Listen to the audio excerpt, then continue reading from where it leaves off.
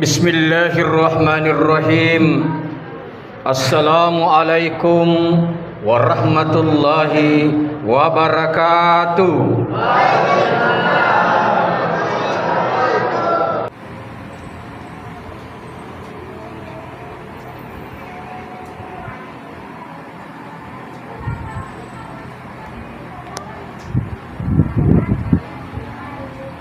Kaum muslimin sidang jamaah salat tarawih majelis istiqamah rahimakumullah. Sebagai seorang yang mengaku dirinya beriman kepada Allah Subhanahu wa taala, tentunya sudah mengetahui bahwa segala pemberian Allah terhadap manusia merupakan amanah yang harus dijaga dengan sebaik-baiknya. Baik pemberian itu berkaitan dengan kebutuhan-kebutuhannya maupun segala sesuatu yang dimiliki. Allah Subhanahu wa taala telah memberikan kita rezeki yang berlimpah, dan di hari pembalasan rezeki itu pun akan dipertanyakan dari mana kita dapatkan dan kemana kita gunakan. Tubuh yang sempurna ini pun tidak luput dari pertanggungjawaban. Setiap anggota tubuh akan ditanyakan tentang apa saja yang telah dilakukannya. Begitulah pula bila dikaruniai seorang anak, kala akan ditanya bagaimana kita mendidik anak tersebut. Apakah amanah Allah titipkan kepada kita itu hanya membuat kita lupa terhadap zat yang memberi. Saudaraku sidang jamaah salat tarawih wal witir rahimakumullah. Anak merupakan amanah Allah yang harus dijaga. Kebanyakan orang tua sudah merasa senang melihat anaknya berhasil, sukses dalam studi yang lain dan sebagainya. Sementara kewajiban-kewajiban terhadap Allah dilupakan. Hal-hal yang berkaitan dengan kesuksesan dunia begitu diperhatikan, sampai orang tua lupa mengajarkan pendidikan agama terhadap anaknya. Orang tua lalai mendidik anaknya dalam melaksanakan sholat.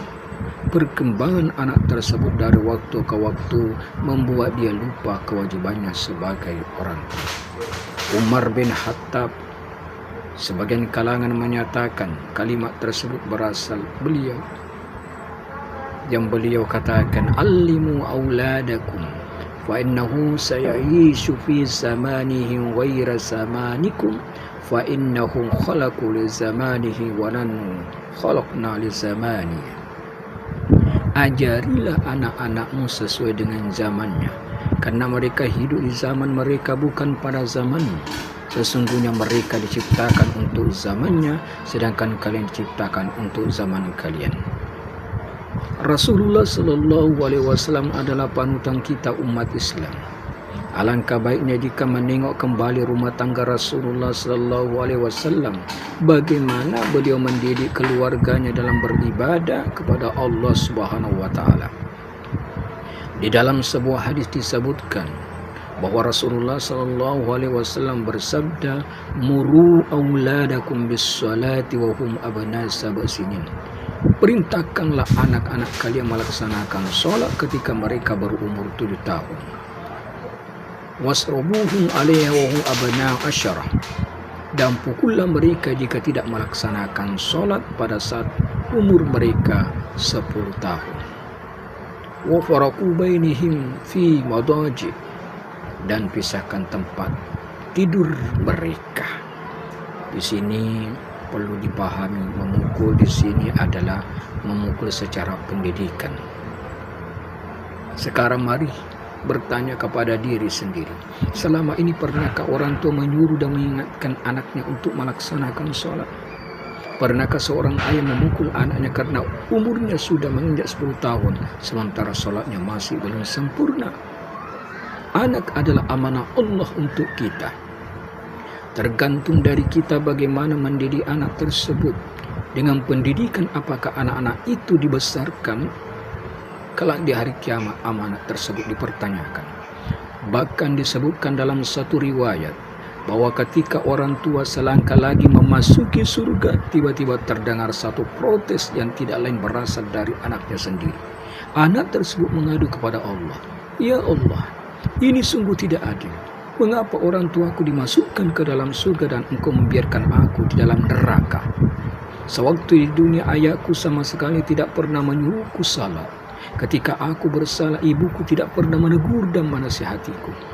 Mengandung anak tadi dikabulkan oleh Allah Subhanahu wa taala, sehingga orang tua yang tadinya tinggal selangkah lagi menjadi penduduk surga, kini kenyataannya berbalik. Dia dimasukkan ke dalam neraka disebabkan kelalaiannya dalam menjaga dan mendidik anaknya.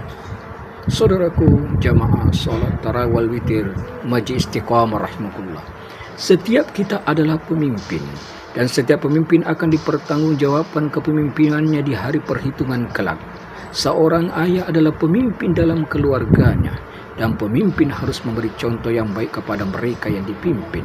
Seorang ayah harus mampu mengajak keluarganya untuk selalu melakukan ketaatan.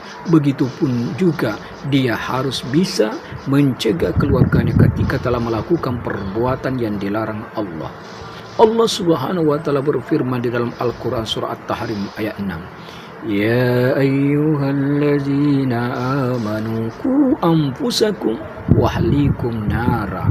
Wahai orang-orang yang beriman, jagalah dirimu dan keluargamu dari siksa api neraka. Keluarga adalah kelompok terkecil dalam masyarakat. Namun kelompok terkecil ini sangat berperan dalam membenahi akhlak suatu bangsa. Karena setiap orang dibentuk dalam pendidikan keluarganya, rusak dan baiknya akhlak suatu negara tergantung dari setiap keluarga yang terdapat dalam negara tersebut. Hadirin sedang jemaah dimuliakan Allah Subhanahu wa taala. Dalam setiap hal kita selalu mengharapkan barakah, agar apa yang kita lakukan itu pun mempunyai arti bermanfaat. Keberkahan dari Allah akan menyelimuti kita jika hamba-hambanya selalu taat menjalankan perintahnya dan menjauhi daripada segala apa yang dilarang-larang Allah. Jika Allah Subhanahu wa taala telah memberkahi penduduk suatu negeri, maka keamanan, ketentraman dan kedamaianlah yang selalu mereka rasakan. Hadirin rahimakumullah, karena waktu juga yang memisahkan kita, ada hal yang paling mulia yang kita laksanakan setelah tausiah ini, yakni pelaksanaan sholat tarawih yang di tempat kita 20 rakaat dan witirnya 3. Mungkin demikianlah yang dapat saya sampaikan, lebih dan kurangnya mohon dimaafkan. Yang benar dari Allah Subhanahu wa taala. Dan saya tutup akhirul kalam, wallahu muwaffiq ila aqwamit thariq. Wassalamualaikum warahmatullahi wabarakatuh.